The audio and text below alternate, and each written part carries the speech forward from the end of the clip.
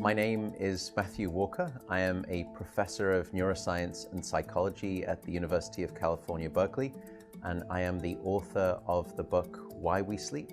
We certainly know that a lack of sleep will actually prevent your brain from being able to initially make new memories.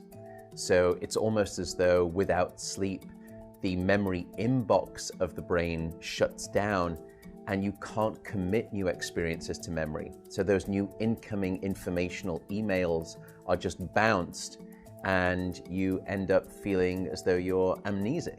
You can't essentially make and create those new memories. We also know that a lack of sleep will lead to an increased development of a toxic protein in the brain that is called beta amyloid, and that is associated with Alzheimer's disease, because it is during deep sleep at night when a sewage system within the brain actually kicks into high gear and it starts to wash away this toxic protein, beta amyloid.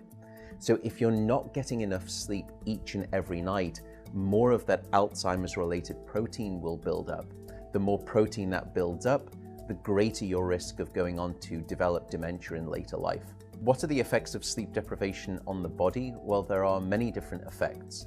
Firstly, we know that sleep deprivation affects the reproductive system. We know that men who are sleeping just 5 to 6 hours a night have a level of testosterone which is that of someone 10 years their senior.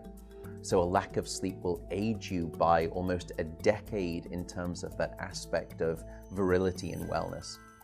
We also know that a lack of sleep impacts your immune system. So after just one night of 4 to 5 hours of sleep, there is a 70% reduction in critical anti-cancer fighting immune cells called natural killer cells. And that's the reason that we know that short sleep duration predicts your risk for developing numerous forms of cancer. And that list currently includes cancer of the bowel, cancer of the prostate, as well as cancer of the breast.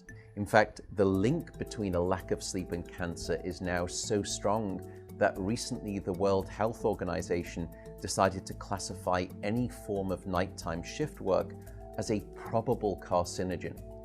So in other words, jobs that may induce cancer because of a disruption of your sleep-wake rhythms. We also know that a lack of sleep impacts your cardiovascular system, because it is during deep sleep at night that you receive this most wonderful form of effectively blood pressure medication. Your heart rate drops, your blood pressure goes down. If you're not getting sufficient sleep, you're not getting that reboot of the cardiovascular system. So your blood pressure rises.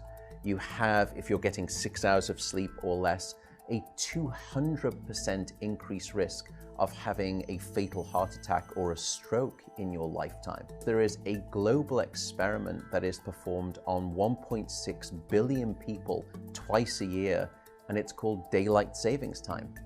And we know that in the spring, when we lose 1 hour of sleep, we see a subsequent 24% increase in heart attacks the following day.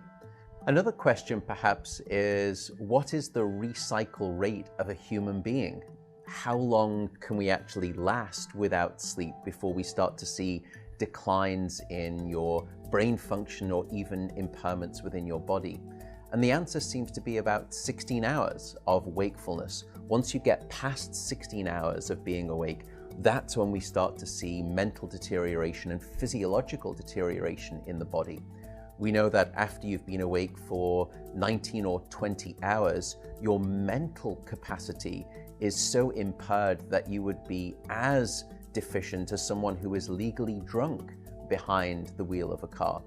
So if you were to ask me what is the recycle rate of a human being, it does seem to be about 16 hours, and we need about 8 hours of sleep to repair the damage of wakefulness. Wakefulness essentially is low-level brain damage.